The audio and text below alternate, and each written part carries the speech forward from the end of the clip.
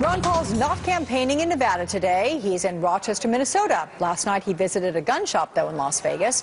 Paul moved through the crowd, signing autographs and posing for pictures.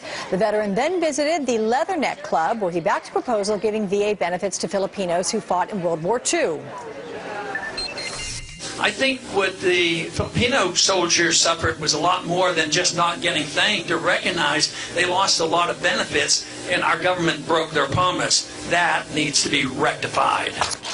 We're going live now to Paul Senior Advisor Doug Weed. Doug, good morning. Hey, good morning, Alex. So let's talk about your candidate. Ron Paul has been campaigning in the Silver State there since 2008, in fact, and you know he has a very vocal group of supporters, but the latest poll shows him in last place.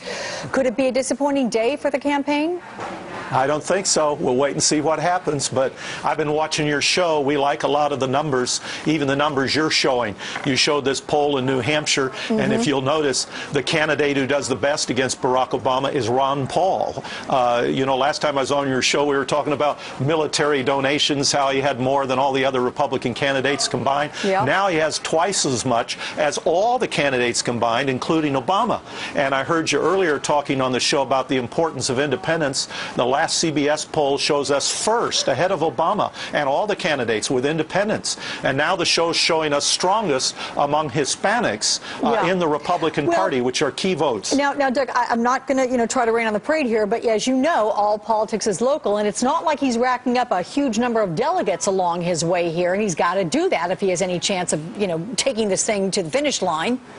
That's true. However, some of the reports you see on television about delegates are not accurate. For example, there has not been a single delegate named in Iowa yet, in spite of the fact you see that given out on TV in numbers. And we're just now getting into the delegate-rich caucus states where we plan to do well. We were hurt because we didn't go into Florida. We knew we would be hurt, and we would have to regain the momentum again in Nevada, and that's what we're hoping to do tonight. Let's talk about Ron Paul, who defended Mitt Romney on those comments on the poor earlier this week. We're going to take a listen to Ron Paul here. Here he is.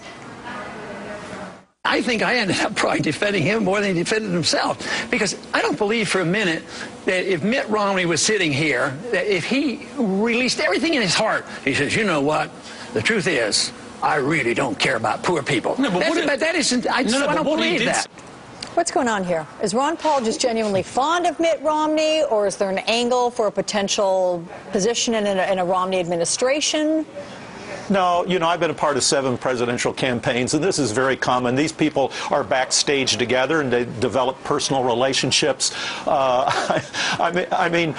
had other candidates lie about us on television, lie about us, and on the campaign trail at stop by stop, tell lies about our position. Romney hasn't done that. We differ very deeply with Mitt Romney on the economy. His #1 donor is Goldman Sachs, so is Barack Obama's. We've seen this huge transfer of wealth from the poor to the wealthy under Obama. That would continue under Mitt Romney, but we don't think he's against the poor. We just think his policies are against the poor, and we need some transparency. And now we hear that the Romney people are going to move to housing, mortgage crises. Well, your viewers can Google September 10th, 2003, and they can see that Mitt Romney didn't have a clue about the housing mess and the mortgage crises. Ron Paul called it. Ron Paul knew about it. How long does Dr. Paul intend on competing? Does he have enough money? Does he have the organization to last through, say, Super Tuesday next month?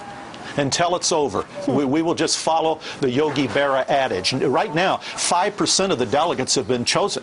And according to some of the polls you just showed on this program today, Mitt Romney ought to drop out and support us. We're leading in these swing states against Obama, and we're leading with independents, so it isn't over yet. And Newt Gingrich is going to do very well in the South. There very easily could be a brokered convention. All of these early states that you see Romney winning have been moved up to the front for Romney precisely to get him to lock down this nomination. They thought it would be done in South Carolina. It's not done, and it's going to keep going. Well, I appreciate your confidence, Doug Weed. Thank you very much. I'm sure Ron Paul does as well. Thank you.